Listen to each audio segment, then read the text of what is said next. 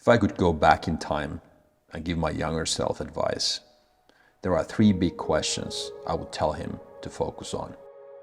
These three can shape your entire life, your happiness, your success, and your peace of mind. Who do you spend your time with? Where do you live? What do you do for a living? They might sound simple, but trust me, these are the questions that matter the most. I've learned this through years of trial, mistakes, and reflection. In this video, I'm going to share what I have learned about each of these questions, the lessons I wish I had known earlier, and how answering them thoughtfully can transform your life. So let's dive in.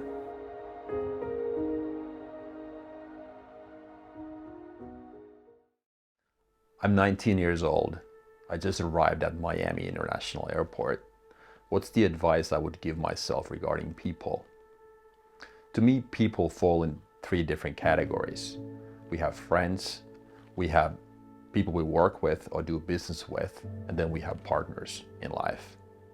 And I think regardless of these categories, the criteria for successful relationships is actually the exact same. Number one, the people I deal with, they have to support me no matter what. Our interests need to be aligned, and last but not least, I need to learn something from these people. This is the old formula that never goes old, and bonus points if these three apply to your partner. The mistakes I made in the past were regarding lack of self-awareness. I just didn't know myself well enough to be able to say no to toxic people. Deep insecurity is probably the biggest problem among humans in today's society. How can you recognize people with deep insecurity problems? Usually, those are the people that point fingers at others at all times. They blame circumstances or other people, and they never go back to themselves, understanding that every single answer can be found in the mirror. How do you fix that? Self-reflecting, knowing yourself, knowing where the strengths and weaknesses are. What about people like me who used to be fixers? I used to think that I can fix every single relationship-related problem. Not until I realized that it's not possible. I can only make myself happy, not anybody else. And that's the bottom line when it comes to relationships. We can only make ourselves happy and trust that the partner does the exact same thing. Most of the people in relationships, we spend so much time pointing fingers at others, whereas the reality is that we all have so much shit on our own plate that we shouldn't have a nanosecond to spend on anybody else's problems. So let's just stick to what matters the most, meaning making ourselves happy and fixing our own issues before blaming anybody else. Change your circumstances, change your behavior. If you don't like where you are, move. You're not a fucking tree. Many people seem to forget the fact that we can just pack our bags and go someplace else. If you don't like the government, the new president, the rules, or the taxes, you're free to go. Most of us live in a country where there's no dictator. We can just do whatever the fuck we want. I started living by this principle when I was 19, and ever since I've been either physically or emotionally in and out of Finland all the time. I have lived in 3 different countries. I'm a dual citizen of Finland and the United States, and I plan on living by this rule in the future as well. My kids nowadays, they happen to live here in Finland, but you never know where the future takes them. I plan on either following them or optimizing my own living conditions accordingly as well. What that means or might mean in the future is that maybe I end up spending summers here and winter somewhere else where the weather is maybe a little nicer.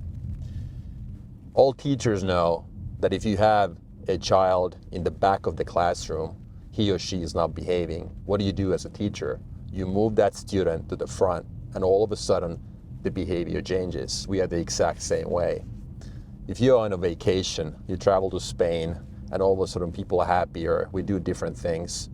and our everyday life, the tiny little bubble that we live in, is all of a sudden burst, and we start doing different things. That's the exact same thing as that classroom example I just mentioned. Change the circumstances, change your behavior. What do I do for a living? Do what feels like play to you or work to others, and you'll never work a day in your life.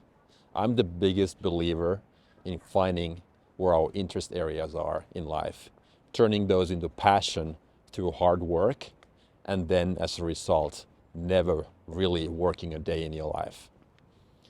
I think the reason why many people are stuck with their bad jobs, not starting that business or taking on new risks, is that they are way too comfortable doing what they do right now. And they don't really understand the price tag of staying the same versus what the long-term regret really means. To me, it's always been about going full steam ahead against all and any challenges, understanding that sometimes I actually need to take 5 steps back in order to take 10 steps forward. I've never been afraid of pivoting, starting from scratch or from zero in order to be able to live life on my own terms. That's just one of my biggest guiding principles. Figure out what you want to do in life. Find where your specific knowledge is. That's hugely important. And then once you've found that, you can monetize that in so many different ways. What would I tell myself about education? I would tell myself that life is a journey that never ends. Every day, your number one job is to get a little better, 1% better. Is college the solution? I don't know. I went to college, but ask yourself, would you go to college if you never got the diploma? You have to ask yourself that. I'm happy I did it, but that was a prerequisite for my corporate job. But then after that, the last 15 or 16 years, being a full-time entrepreneur, I really honestly can't apply too many of those college principles or learnings. It's all about learning as you go, learning by doing, asking a lot of questions, and making a ton of mistakes while you do it. Being a business owner is all about understanding how to sell, build, and lead. First step, sell and market that product or service you have. Second step is to learn how to build the product and the service so that you get those 5-star reviews and your brand equity builds over time. And then third step is to learn how to lead so that people follow you. But about happiness, it's no different whether you're an individual or you run a business. We need to learn how to enjoy the journey because life is full of wins and losses. At the end of the day, we need to understand how to enjoy that daily grind and the journey that life is all about.